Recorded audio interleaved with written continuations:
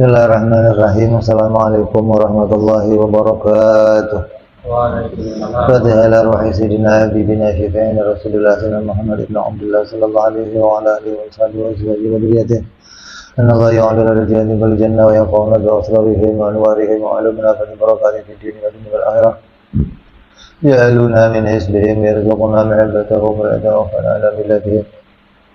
ويشرنا بزمرتهم بالعافية والسلامة كما قال تحميد سيد أبو عبد الله محمد بن يوسف السنوسي ثم إلى حضرة الوالد عبد الله بن عباس نفعنا الله بهم علومهم لهم الفاتحة. أعوذ بالله من الشيطان الرجيم. بسم الله الرحمن الرحيم. الحمد لله رب العالمين الرحمن الرحيم مالك يوم الدين إياك نعبد وإياك نستعين اهدنا الصراط المستقيم صراط الذين أنعمت عليهم غير المغضوب عليهم ولا الضالين آمين. Bismillahirrahmanirrahim. Alhamdulillahirabbil alamin. Wassalatu wassalamu ala asyrafil anbiya'i wal mursalin sayyidina wa habibina wa syafi'ina wa maulana Muhammadin wa ala alihi wa sahbihi ajma'in. Amma ba'du. Qala musanniful kitab rahimahullah nafa'ana bihi wa bi ulumihi fid darain wa maftah qulubana futuhal arifin wa bi hikmatika wansur alaina bi rahmatika ya arhamar rahimin. Ila anqal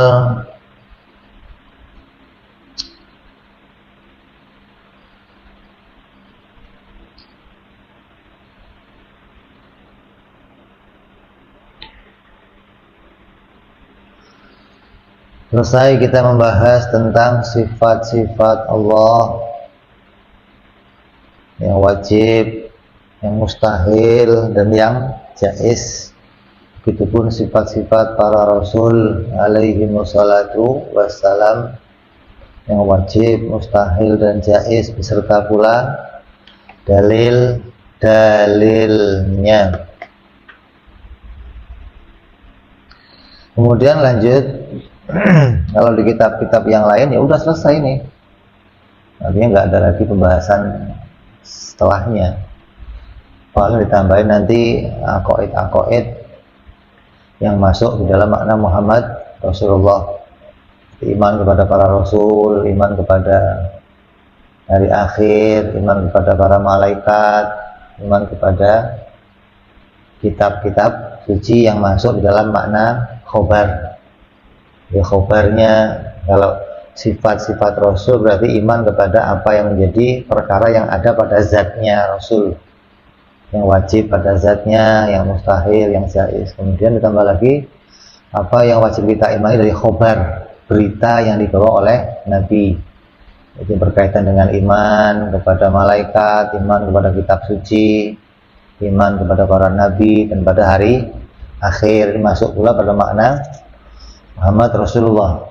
Tapi Imam Sanusi punya cara yang berbeda dengan imam-imam yang lainnya. Membedai dengan para imam yang lainnya, beliau bisa membuat kesimpulan. Artinya seluruh akidah yang sudah dipelajari dari sifat-sifat Allah yang 41 jumlahnya, kemudian sifat-sifat para nabi yang 9 jumlahnya, ini semuanya masuk ke dalam makna la ilaha illallah Muhammadur Rasulullah. Jadi jarang-jarang ulama bisa menyimpulkan yang seperti ini. Kalau kata Imam Dasuki dikatakan bahwa saya nggak pernah melihat ulama yang sebelumnya dan setelahnya yang bisa merangkai sebuah kesimpulan sebagaimana yang telah dirangkai oleh Imam Sanusi, yaitu merangkai seluruh akidah masuk dalam maknanya la ilaha illallah Muhammad Rasulullah. Maka dikatakan wa yajma'u ma'ani hadhil aqaid kulliha qaulu la ilaha illallah Muhammadur Rasulullah. Maka terkumpullah semua makna di dalam akidah yang sudah kita pelajari, semuanya itu masuk dalam perkataan la ilaha illallah Muhammadur Rasulullah. Nah, pertanyaannya bagaimana cara memasukkannya? kok bisa semua akidah itu masuk ke dalamnya? Itu cara masukinnya gimana? Karena kalau kita melihat para penerjemah kitab yang nggak pernah ngaji secara khusus, tapi hanya ngaji terjemahan saja, maka nanti mereka nggak akan bisa memahami cara memasukkan dua kalimat, masukkan seluruh akidah ke dalam dua kalimat syahadat. Maka mereka akan punya cara-cara yang nggak talaki gitu, nggak langsung berasal dari para imam-imam kita. Seperti ketika memasukkan makna akidah ke dalam la ilaha illallah, mereka membagi bahwa la ilaha sendiri, illallah sendiri, la ilaha memasukkan sekian sifat, illallah masuk sekian sifat. Ini pembagian yang salah. Artinya enggak dari situ cara kita membagi atau memasukkan seluruh akidah ke dalamnya. Dari mana caranya? Caranya adalah dari mana memasukkan dari definisi ketuhanan. Ketika kita sudah mengerti makna ketuhanan, maka seluruh akidah itu masuk ke dalam takrifnya ketuhanan. Hingga kita nggak ngotak-ngatik kalimat la ilaha illallah, enggak. Tapi yang kita pahami adalah takrif ketuhanan. Karena lafaz Tuhan ada di dalamnya. Tidak ada Tuhan kecuali Allah. Nah, Tuhan itu apa? Gitu loh. Nah, ketika kita ngerti makna ketuhanan, berarti tidak ada zat yang bersifat dengan semua sifat itu kecuali Allah. Jadi nggak usah ngotak-ngatik kalimatnya. Kita cara memasukkan adalah masuk dari lafaz ketuhanan. Makna uluhiyah, makna uluhiyah atau ketuhanan, apa takrifnya, definisinya? Definisi ketuhanan banyak ditakrif oleh para ulama. Ulama banyak mendefinisikan pengertian ini. Ada yang mendefinisikan makna secara masyhur. Yang masyhur Tuhan ditakrif dengan al-ma'bud bihaq, zat yang berhak untuk disembah. Maka takrif ini takrif yang banyak dipakai oleh para ulama. Zat yang berhak disembah. Maka siapapun orang yang menuhankan sesuatu, maka yang dituhankan pasti disembah. Yang menganggap matahari Tuhan, maka akan menyembah matahari. Yang menganggap bulan Tuhan akan menyembah bulan. Yang menganggap pohon Tuhan akan menyembah pohon. Karena Tuhan itu zat yang berhak disembah. Ini makna secara masyhur atau makna secara syar'i.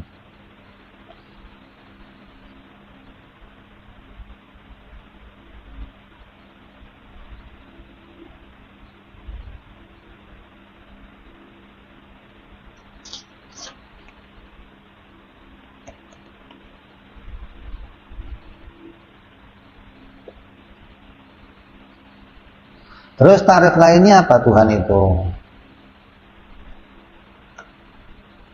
Definisi Tuhan apa? Menurut makna masyhur, ada makna yang diambil oleh musonif, sudah dari makna lazim.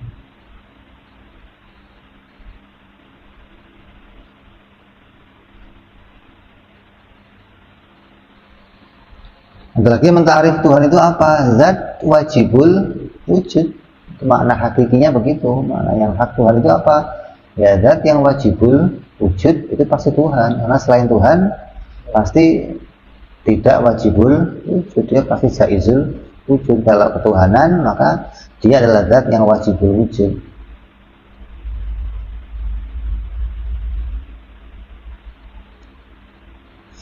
Maka ketika kita ngambil takrif dengan takrif masyhur, takrif ini masih butuh penjelasan lagi. Tuhan itu apa? Yang berhak disembah. Lah yang berhak disembah itu yang gimana? Masih butuh pertanyaan lagi. Masih belum mengarah kepada perkara yang jelas. Hingga musannif enggak mengambil definisi tersebut. Beliau mengambil definisi yang lainnya. Maka definisi yang diambil oleh Imam Sanusi itu menjadi hal yang kemudian dipertanyakan oleh ulama yang lain. Nanti ngapain? Ulama udah banyak ngambil definisi yang jelas, kok ini malah ngambil definisi sendiri gitu, yang nggak ikut definisinya para ulama. Imam Sanusi membedakan definisinya karena punya tujuan bahwa dari definisi itu beliau bisa mengambil kesimpulan gitu loh. Jadi faedahnya membedai dengan takrifnya ulama karena beliau ingin menulis yang beda dengan kitabnya para ulama. Makanya definisinya pun berbeda. Beliau memberikan definisi apa Tuhan itu? Tuhan adalah istighna'ul ilah an kulli ma siwa waftiqaru kullu ma adahu ilaih. Apa Tuhan itu? Istighna'ul ilah, zat yang tidak butuh. Tuhan itu sesuatu yang tidak butuh kepada segala yang lainnya. Waftiqaru kulli ma adahu ilaih, dan segala selainnya butuh kepada Dia. Ini definisi Tuhan. Zat yang tidak butuh kepada segala sesuatu dan segala sesuatu itu butuh kepada Dia. Selainnya Tuhan itu ada enggak? Enggak ada selainnya Tuhan. Makanya adanya ya Tuhan dan yang bukan Tuhan. Yang bukan Tuhan siapa? Ya makhluk. Maka makhluk itu semuanya butuh kepada Dia. Dari sinilah kita bisa mengerti adanya makna yang sudah kita bahas dari makna wahdaniyah. Ada wahdaniyah fil dzat, wahdaniyah fil sifat, wahdaniyah fil af'al. Kalau Tuhan itu dua atau tiga atau empat, maka tidak semuanya akan butuh kepada Dia. Makhluk itu akan terbagi-bagi. Sebagian butuh kepada Tuhan yang satu, sebagian butuh pada Tuhan yang lainnya. Maka dari definisi ini itu bukan Tuhan namanya. Tuhan itu yang semuanya hanya butuh kepada Dia, itu Tuhan baru. Dia penguasa tunggal namanya, penguasa mutlak. Nggak ada lagi terbagi-bagi sesuatu yang bisa butuh kepada selain Dia gitu. Kalau terbagi-bagi berarti Dia pasti makhluk. Kalau Tuhan semuanya harus butuhnya kepada Dia, karena Dialah pencipta segala sesuatu, hingga tidak ada lagi yang dibutuhkan oleh makhluk kecuali dirinya. Inilah definisi secara lazim dari makna ketuhanan. Wa makna la ilaha illallah, maka kalau itu definisi ini kita masukkan ke dalam la ilaha illallah, jadi bunyinya apa? La mustaghniya an kulli ma siwa wa muftaqiron ilaihi kullu ma adahu illallahu ta'ala. Gitu. La mustaghniya, tidak ada zat yang tidak butuh kepada segala sesuatu dan segala sesuatu butuh kepada Dia illallah, kecuali hanya Allah. Zat yang enggak butuh sama segalanya dan segalanya butuh kepada Dia, itu hanyalah Allah Subhanahu wa ta'ala.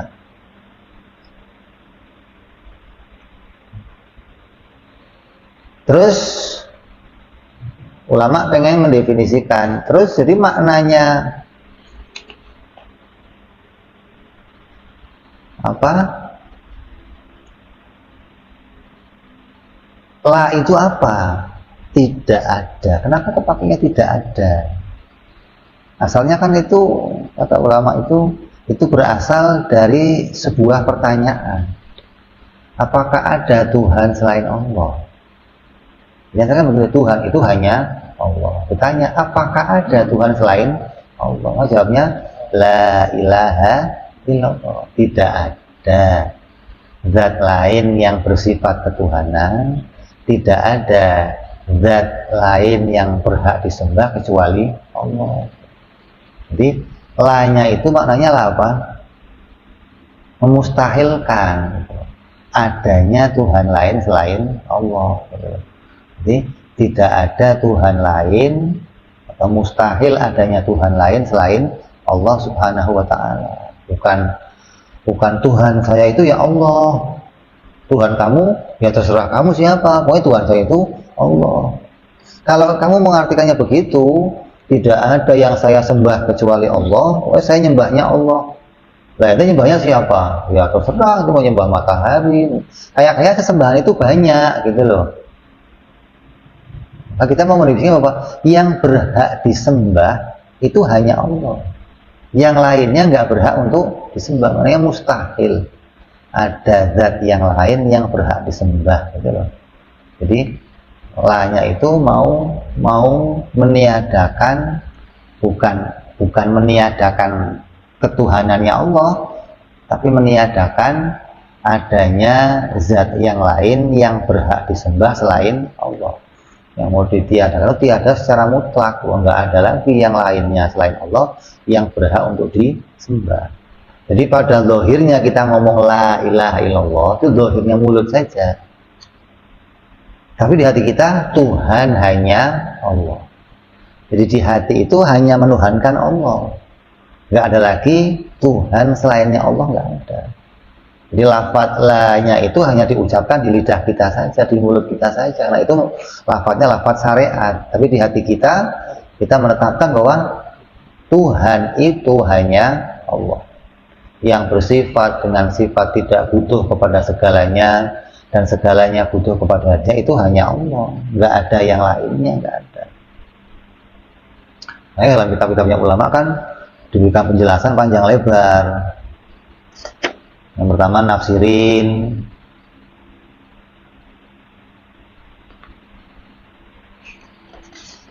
tentang dobitnya kalimat ini.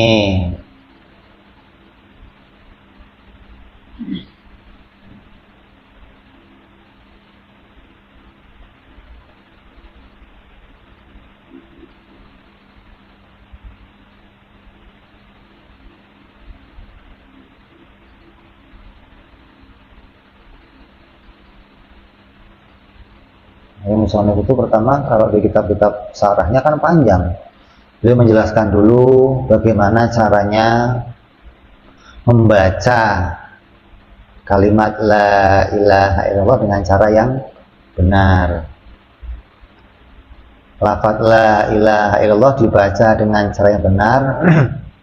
Yang pertama adalah adanya lafaz mat pada lafaz la.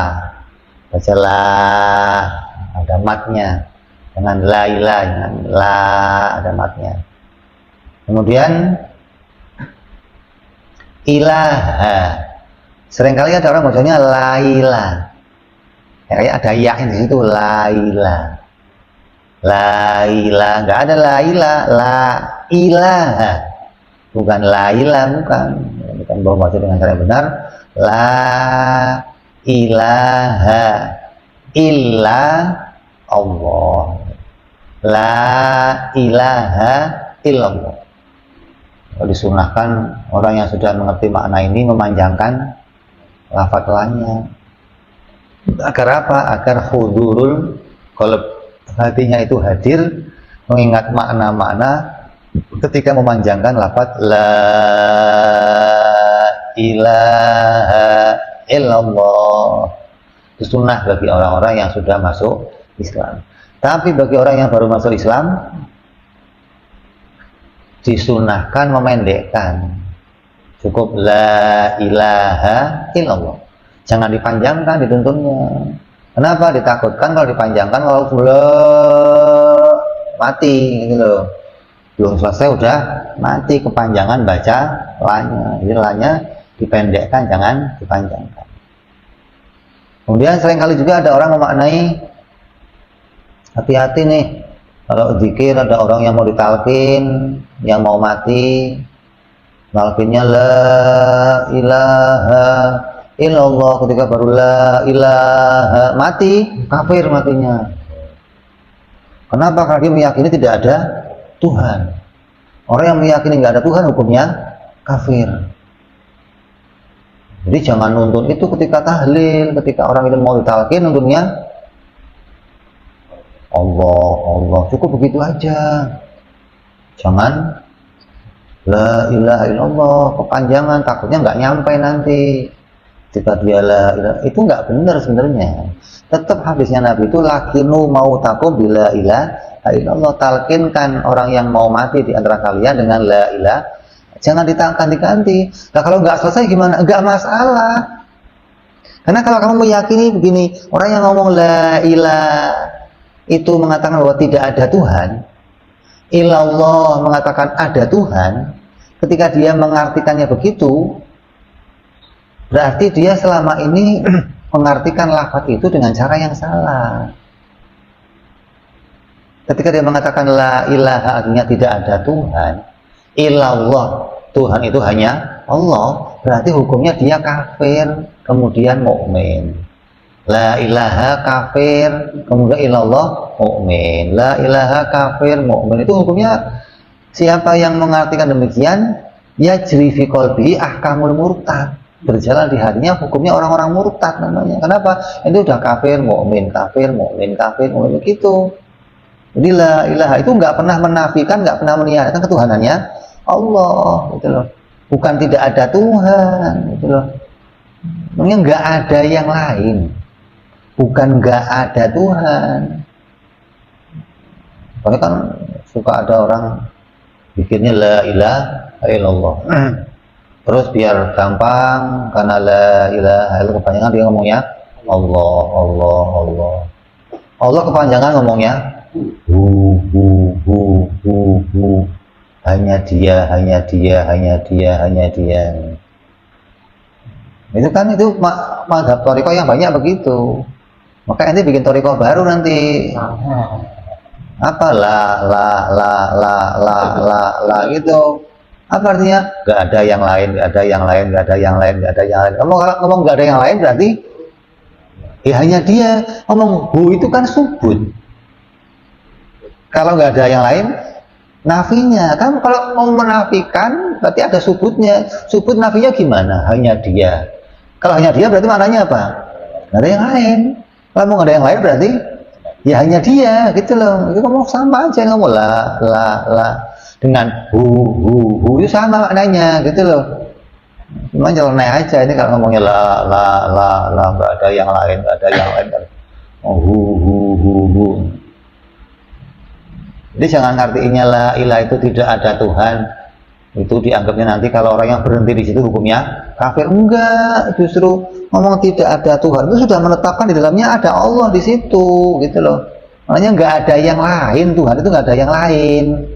Ilallah namanya Allah itu, Allah itu namanya, bukan Tuhannya, bukan. Kalau Tuhannya jadi ilah itu tadi, la ilah tidak ada yang lain, nggak ada Tuhan yang lain kecuali Tuhan yang namanya Allah, gitu loh. Jadi jangan sampai diputus di jalan begitu. Makanya hati-hati ngertiin orang tidak ada Tuhan. Nanti kalau ditalkin jangan begini, nalkinnya kepanjangan, cukup Allah. Tetap nalkinnya la ilaha. Kalau putus di jalan gimana? Nggak masalah. Karena ketika kamu terbiasa zikir ini, walaupun kamu putus di jalan la ilaha, di hati kamu itu mengatakan hanya Allah, Tuhan itu hanya dia, Tuhan itu nggak ada yang lainnya, gitu loh. Lahnya itu bukan menafikan ketuhanannya Allah, bukan. Makanya kalau di dalam nahwunya nanti gimana i'rabnya, nah, itu di i'rabnya nahwu dijelaskan. Itu lanya lah apa, ilahnya ilah apa. Ini kalau mau jelas ini nggak hatam nanti ngaji nanti. Nanti setelah lebaran baru hatam nanti kita menjelaskan pengertian nahwunya.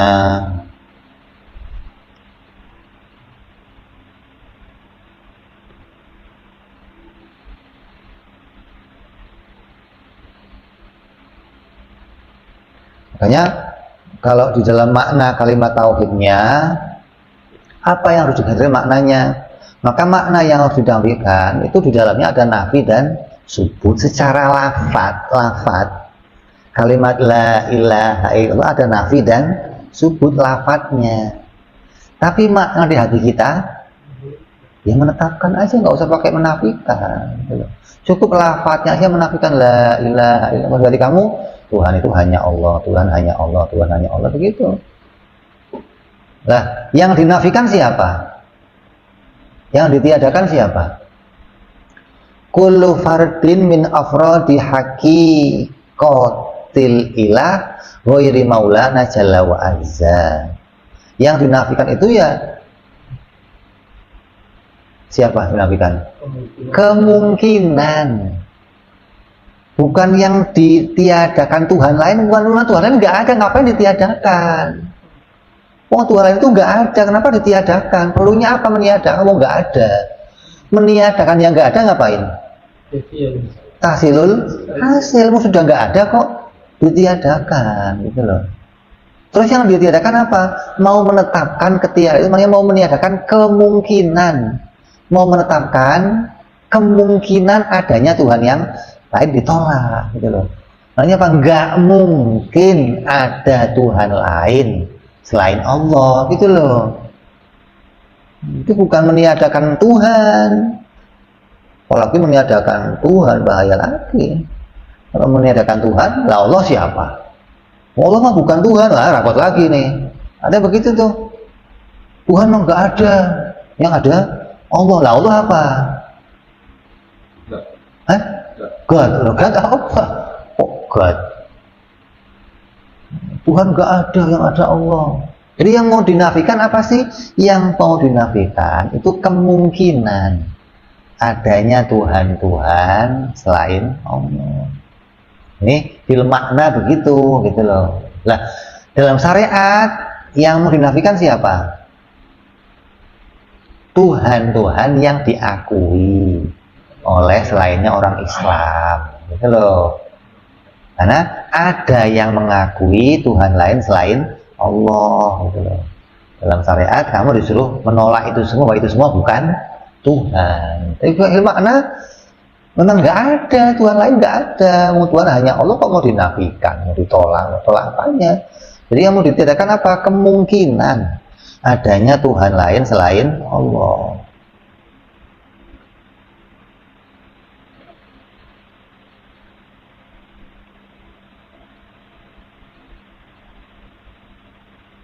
Terus adanya ilah untuk apa? La ilaha illallah, adanya ilah itu untuk apa? Fil makna bahwa untuk menyingkat hakikatnya Tuhan itu ya hanya Allah. Untuk apa? Meringkas. Jadi diringkas bahwa yang lain itu nggak ada, yang ada hanya Allah. Meringkas dengan adanya ilah itu meringkas. Lah maknanya gimana? Anahu la yumkinu antu jadu tilkal haqiqah li ghairi ta'ala aklan wala syar'an. Di fil makna apa? Anahu la yumkinu, nggak mungkin, gitu loh. Yang mau ditiadakan itu apa? Mau mengatakan bahwa tidak ada kemungkinan, nggak mungkin adanya Tuhan lain secara hakikat selainnya Allah, itu nggak ada. Jadi makna hakikinya Tuhan apa? Wa wajibul wujud mustahikun lil ibadah. Itu makna hakiki. Makna masyhurnya al-ma'bud bihaq.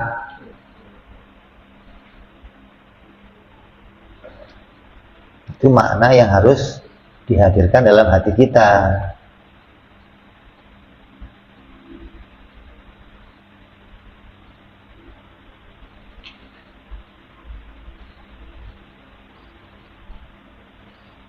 Nah, kalau kita mau bicara apa makna yang harus dihadirkan secara syariatan, maka nanti secara apa ada 4 makna yang harus dihadirkan. Karena makna ilah ini bisa maknanya lafadz am, Allah bisa maknanya harus khusus. Ilahnya maknanya am, Allahnya maknanya khusus.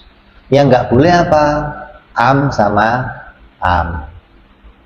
Ilahnya am, Allahnya am.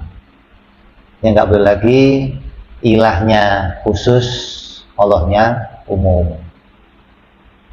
Yang nggak boleh lagi nanti ilahnya khusus, Allahnya khusus. Yang boleh gimana yang mestinya? Allah ilahnya am, Allahnya khusus. Tidak ada Tuhan kecuali Tuhan. Berarti umum sama umum tuh. Tidak ada Tuhan kecuali Tuhan umum sama umum gitu loh. Kalau ilahnya khusus tidak ada Allah kecuali Tuhan. Itu makna yang kadang orang terpelintir memaknai itu. Ini harusnya tidak ada Tuhan, Tuhan bermakna umum. Di dalamnya ada Allah gitu loh. Terus diringkes yang berhak disembah hanyalah Allah. Jadi yang ditolak apa? Kemungkinan adanya Tuhan-Tuhan lain selain Allah Subhanahu wa Ta'ala.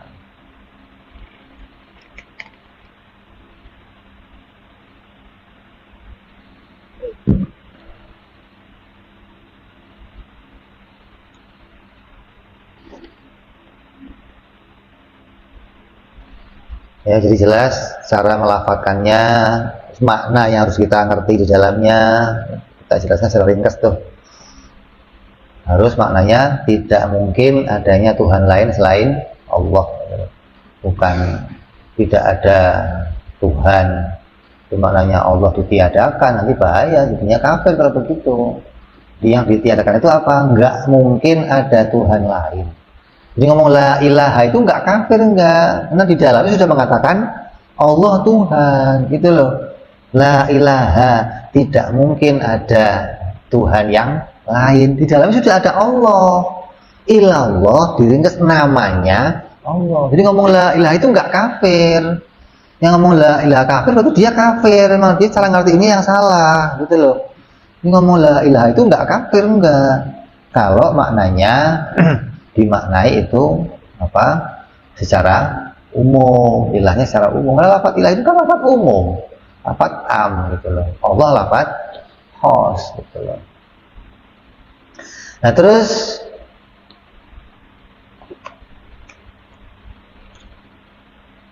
setelah kita ngerti definisi ketuhanan secara ta'rif Imam Sanusi, secara ta'rif secara lazim,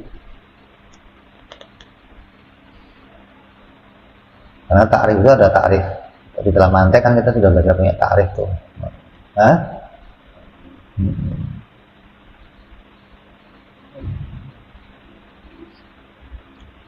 Kemudian wa amma istighna'uhu jalla wa azza an kulli ma siwa. Adapun definisi yang pertama, yang isinya zat, Tuhan itu zat yang enggak butuh kepada segala sesuatu. Maka definisi ini mewajibkan lahu ta'ala, wajib kalau orang mau disebut bahwa dia itu enggak butuh segala sesuatu. Orang yang mau ditetapkan dengan keadaan ini, itu wajib pada dia yang pertama wajibul wujud. Orang wajibul wujud. Karena dengan wajibul wujud, dia jelas nggak butuh sama yang lainnya. Terus wajibul qidam wal baqa wal mukhalafah lil hawadis wal qiyamu bi nafsih. Wujud, qidam, baqa, mukhalafah lil hawadis, qiyamuhu bi nafsih. Kemudian wa tanazzahuhu anin naqais wa yadkhulu fihi dzalika wujudus sama wal basar wal kalam. Kemudian sami'an, basiron, mutakalliman. Berapa? 11. Jadi yang masuk di dalam makna istighna ul ila an kulli ma siwa itu masuk 11 sifat. Dari 20 sifat yang wajib, 11 sifat masuk dalam definisi istighna. Dia enggak butuh segala sesuatu. Gitu. Terus didalili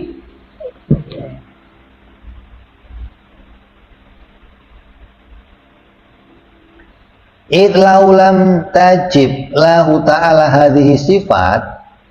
Kalau Allah enggak wajib dengan sifat wujud, qidam, baqa, mukhalafah, qiyamu bi nafsih, lakana muhtajan ila muhdisin. Maka dia pasti butuh kepada siapa? Yang menciptakan. Kan tadi di sini dia nggak butuh sama segala sesuatu. Berarti nggak butuh segala sesuatu. Yang pertama apa? Nggak butuh sama yang menciptakan. Yang menunjukkan Allah nggak butuh sama yang menciptakan mana? Wajibul wujud, wajibul qidam, wajibul baqa, wajibul mukhalafalil hawadis. Kemudian awil mahalin, maka dia juga nggak butuh kepada zat yang lain. Dari mana makna ini? Dari qiyamuhu binafsih. Auman yarfa'u anhu naqais, dan dia juga nggak butuh kepada yang menyempurnakan dirinya, karena dia maha sempurna. Dia nggak butuh sama yang membuat dia menjadi sempurna. Kenapa? Karena dia punya sifat sama, basor, kalam, sami'an, basiron, dan mutakalliman. Itu jadi dijelaskan oleh musannif gitu loh. Yang masuk dalam definisi istighna'ul ilah, dia nggak butuh segalanya, itu dia nggak butuh tiga hal. Nggak butuh diciptakan, nggak butuh kepada zat yang lain, dan nggak butuh kepada yang menyempurnakan. Nah, tiga ini diambil dari mana? Dari 11 sifat tadi. Kalau hilang salah satu dari 11 ini, dia pasti butuh. Entah itu butuh kepada yang menciptakan, butuh kepada zat yang lain, atau butuh kepada penyempurna. Wajibul wujud, ya nggak butuh diciptakan, wajibul wujud. Wajibul qidam, ya nggak butuh diciptakan, wajibul qidam. Wajibul baqa, mukhalafal hawadis, yang lainnya butuh, dia beda sama yang lain, dia nggak butuh diciptakan. Qiyamu binafsih, dia nggak butuh sama zat yang lain, dia bukan sifat. Kemudian sama basor, kalam, sami'an, basiron, mutakaliman, masuk dalam maknanya apa? Tidak butuh yang menyempurnakan. Kemudian wa yu'khadhu minhu. Nah, kalau ada kalimat wa yu'khadhu minhu, berarti dia masuk kepada perkara yang jaiz. Kalau definisinya apa? Wa yujabu, maka wajib, sifat-sifat yang wajib.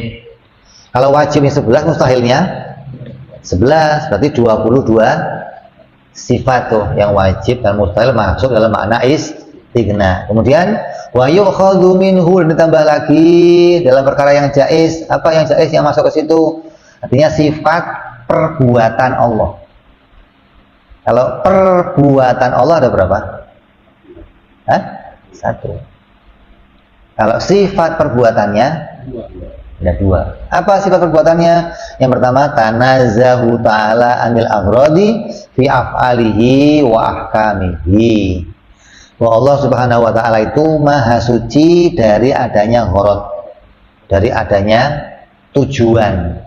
Kalau menciptakan punya tujuan, kalau menciptakan punya maksud, baik dalam membuat alam ataupun dalam menetapkan hukum-hukum, itu nggak ada tujuan yang dia tuju, baik kembali untuk dirinya atau untuk makhluknya. Dia nggak punya tujuan.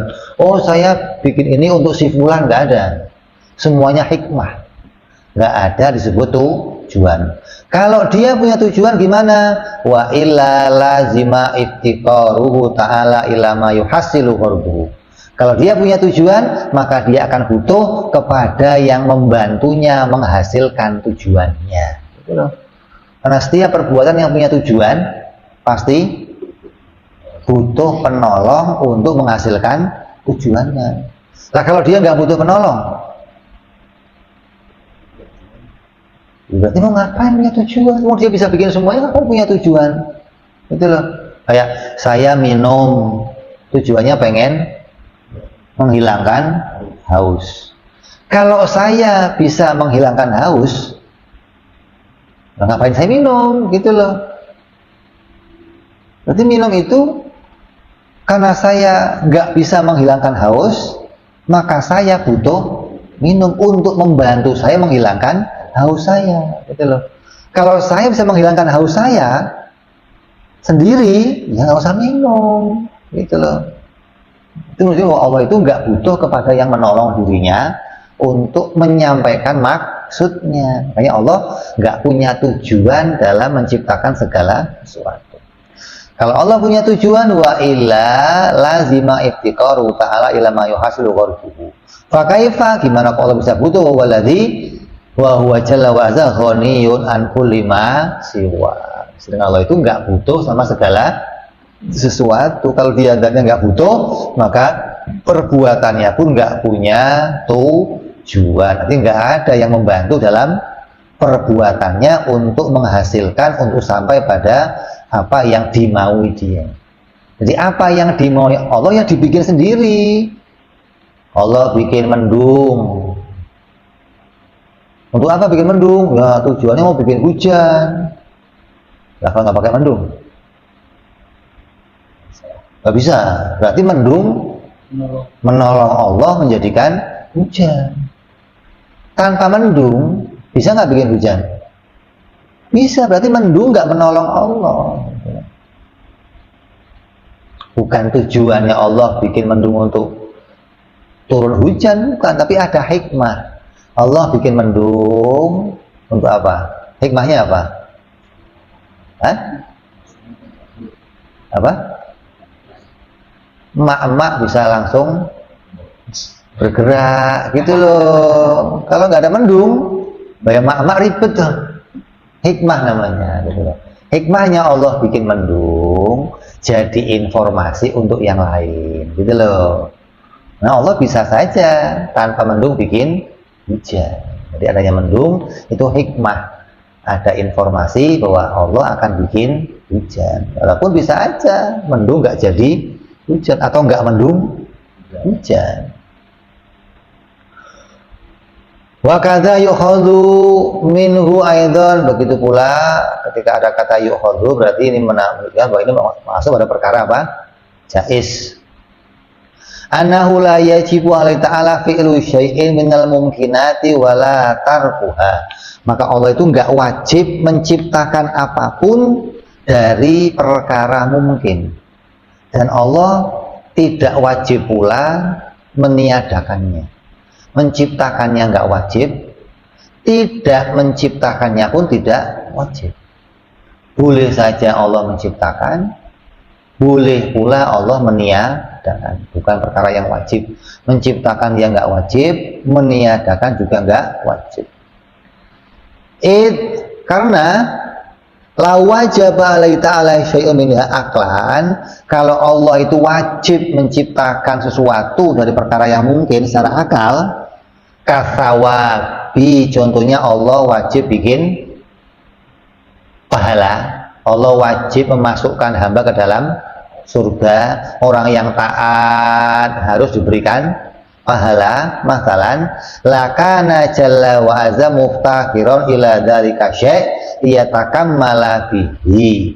Maka Allah butuh kepada sesuatu untuk bisa menyempurnakan apa yang menjadi tujuannya. Allah itu punya tujuan mau ngasih pahala. Tujuannya apa? Mau ngasih pahala. Pahalanya apa? Hah? Pahalanya apa? Surga. Berarti Allah butuh surga untuk bisa menyelesaikan apa yang dia tuju. Apa tujuannya? Memberikan pahala. Pahalanya berupa apa? Apa surga? Surga apa? Tempat kenikmatan. Bagi orang yang mau taat, Allah akan berikan dia kenikmatan. Di mana kenikmatannya? Di dalam surga. Maka orang yang beribadah, Allah akan kasih surga. Ketika orang masuk surga dan dia dapat nikmat dari surga, berarti tujuan Allah memberikan pahala tercapai. Gitu loh. Berarti Allah itu dibantu surga untuk mencapai tujuannya memberikan pahala. Gitu loh. Tujuan Allah memberi kebaikan tercapai itu. Dengan apa? Dengan Allah memasukkan orang yang taat ke dalam surga. Ketika di surga, orang itu dapat nikmat, Dia terima kasih, ya Allah sudah memberikan saya kebaikan dengan masuk ke dalam surga. Jadi seakan-akan surga membantu Allah untuk mencapai tujuan. Lah akal gimana memahaminya? Lah gimana bisa dibantu? Wong Allah itu bisa bikin nikmat tanpa surga, itu loh. Tanpa surga Allah sudah bisa bikin nikmat. Makanya orang yang ibadah di dunia, hatinya diberikan kenikmatan oleh Allah padahal belum di surga. Ada orang yang nikmat ibadah, kenapa? Dia dapat nikmat ketika ibadah. Ini orang yang hatinya sehat tuh. Orang yang hatinya sehat ketika ibadah mendapat kenikmatan. Yang nggak sehat gimana? Hah? Ente kalau hidungnya mampet, hidungnya pilek, bisa mencium bau nggak? Kalau ada bau wangi lewat, ente komentarnya apa? Ya biasa aja. Kalau bau kentut, ya biasa aja. Berarti nggak punya rasa. Orang yang hidungnya rusak, dia nggak punya rasa. Orang yang lidahnya rusak, mati rasa. Makan apapun, dia nggak apa. Enak nggak ketika makan? Ya biasa nggak enak, nggak ada rasa enaknya. Lah, orang yang lidahnya sehat gimana? Ngerasain ketika makan nikmat, nambah lagi, nambah lagi. Kadang perutnya nggak mampu menampung lagi, tapi lidahnya masih mau gitu loh. Ini mau lagi nih, wah masih enak sih, cuman perut udah nggak sanggup. Lidah masih, kenapa lidahnya sehat, bisa ngerasain nikmat. Nah, orang yang ibadah, hatinya diberi nikmat, pengennya ibadah terus. Nabi sampai kakinya bengkak, hatinya masih mau ibadah, badannya udah nggak sanggup untuk ibadah, gitu loh. Saya nggak apa, hatinya nikmat ketika ibadah. Lah, orang yang hatinya sakit, mati rasa. Sholat yang nggak ada rasanya, zikir nggak ada rasanya. Maka ada orang, saya udah ibadah bertahun-tahun kok begini aja. Lama hati kamu sakit kok. Orang yang hatinya sakit yang nggak ngasih apa-apa, nggak ada rasanya, nggak ada. Mau ibadah kayak apapun, ya biasa aja. Orang yang hatinya sehat baru mendapatkan nikmat. Sholat pingin nambah, zikir pingin nambah, apa pingin nambah, gitu. Kalau enggak, ya nggak ada rasanya apa-apa. Makanya Allah bisa menjadikan kenikmatan tanpa surga. Menjadikan pahala itu bukan kewajiban bagi Allah. Allah itu nggak wajib bikin pahala, nggak wajib. Orang yang ibadah diberi pahala nggak wajib bagi Allah. Pahala itu fadl, karunia Allah. Kenapa? Yang namanya hamba budak, memang tugasnya apa? Nah ini Tuhan, memang kamu budak saya, udah kerjain. Aku nggak ada upahnya. Lah ini pegawai saya emang. Kalau ente ngasih untung sama saya, pantas saya bayar ente. Lah ente ngasih untung apa sama Allah? Ente ngasih untung apa sama Allah? Gak ada. Nah ketika gak ada, ngapain Allah harus bayar ente? Itu loh. Oh ente nggak ngasih untung apa-apa sama Allah. Kok Allah harus bayar ente? Gimana sih? Ente yang harus melayani dia. Nah kok dia ngasih pahala, itu fazol, namanya karunianya Allah, bukan kewajiban. Itu mestinya. Bagaimana kok ada Tuhan wajib ngasih pahala ente? Nah yang mewajibkan siapa? Emang ente ngasih keuntungan apa sama Allah? Kalau nanti jadi pegawai nih, pegawai melayani bosnya untung, dibantu sama pegawainya, maka bos bayar pegawai harus. Kenapa? Ya itu sudah saya bantu. Maka ini harus bayar pegawainya lah Allah. Kok harus bayar? Harus ngasih? Allah dapat untung apa dari ente ibadah ente? Gitu loh. Ini nggak ada efek apa-apa. Oke, Allah kok harus bayar? Gimana sih? Harus bayar itu kalau Allahnya untung, lah Allah nggak dapat apa-apa. Ini udah merah semua loh, itu merah, ini merah, itu merah, ini merah. Ya, jadi Allah tidak wajib menjadikan kebaikan. Apapun tidak wajib diciptakan oleh Allah. Kalau Allah wajib menciptakan, maka apa di situ? Id la yajibu apa? Id la wajaba alai syai'un minha aklan kasawab masalan lakana jalla wa azza muftakiron ila dalika syai'. Kalau Allah itu wajib bikin sesuatu, berarti Allah butuh sama sesuatu itu. Ente wajib harus nafas. Kenapa? Karena butuh sama nafas.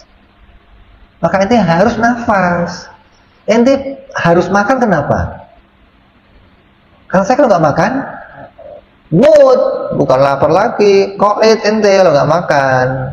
Maka saya butuh makan, saya butuh nafas. Nah, kalau Allah kok harus bikin sesuatu, berarti Allah butuh sama itu. Allah nggak butuh sama segalanya. Gimana Allah harus bikin pahala? Allah nggak butuh sama apa yang dia kerjakan. Id la yajibu fi haqqi ta'ala illa ma huwa kamalun lahu.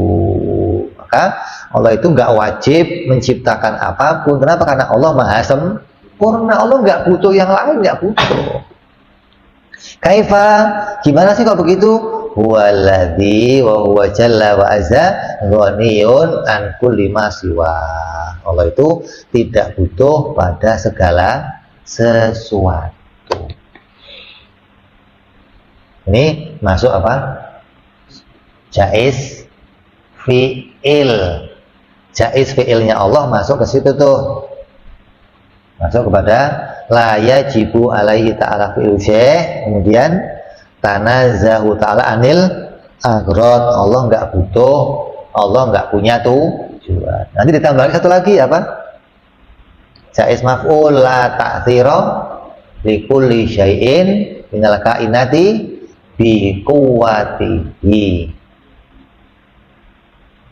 Nanti dibahas di belakang tuh. Jadi yang masuk dalam maknanya istighna dari perkara jaiz ada 3, jaiz fi'ilnya 2, jaiz maf'ulnya 1. Berarti kalau ditambah kepada yang wajib 11, mustahil 11, kemudian jaiznya, wajibnya 3, lawannya 3, jadi berapa? 28. 22 ditambah 3 yang wajib dan lawannya juga 3, jadi 6 yang jaiz, maka jumlahnya ada 28 masuk dalam maknanya istighna gitu. Ini harus dihafalkan gitu loh. Jadi masuk istighna itu yang wajib 11, mustahil juga 11. Kalau mau yang gampang ya jaiznya apa? Jaiznya 3. Kalau jaiznya 3 berarti berapa? 11, 22 tambah 3, 25. Kalau nggak memasukkan apa? Lawannya. Yang mustahilnya juga 3. Karena kalau wajibnya Allah itu wajib pada perbuatannya Allah, tidak wajib menciptakan, lawannya apa? Mustahil Allah wajib menciptakan. Wajib Allah tidak wajib mengambil keuntungan, lawannya mustahil Allah mengambil keuntungan. Wajib perbuatannya hamba tidak mempunyai kekuatan, lawannya mustahil hamba bisa menjadikan sesuatu dari kekuatan dirinya.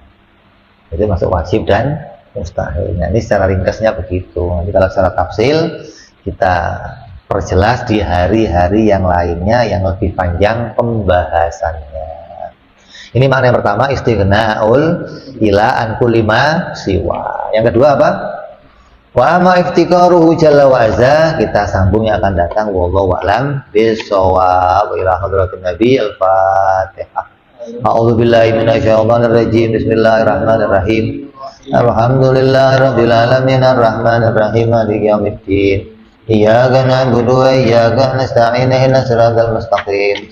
Siratal ladzina an'amta 'alaihim ghairil maghdubi 'alaihim waladdallin. Amin. Ya Rabbana tarabna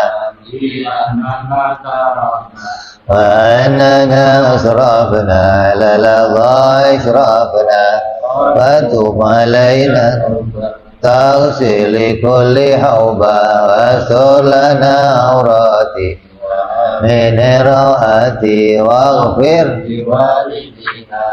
ربي ومولودنا والآل والإخوان وسائر البلاد وكل ذي محبة بربنا صدى المسلمين أجمعين ربي فضلا لا باكتساب منا بالمصطفى رسولي بكل سولي صلى وسلم ربي عليه أدى الحمد وآله وصحبه عدد تنصيب صحبي والحمد لله في البدء والتناهي أنا ربك رب العزة عما يصفون وسلام على المرسلين الحمد لله رب العالمين. Assalamualaikum warahmatullahi wabarakatuh.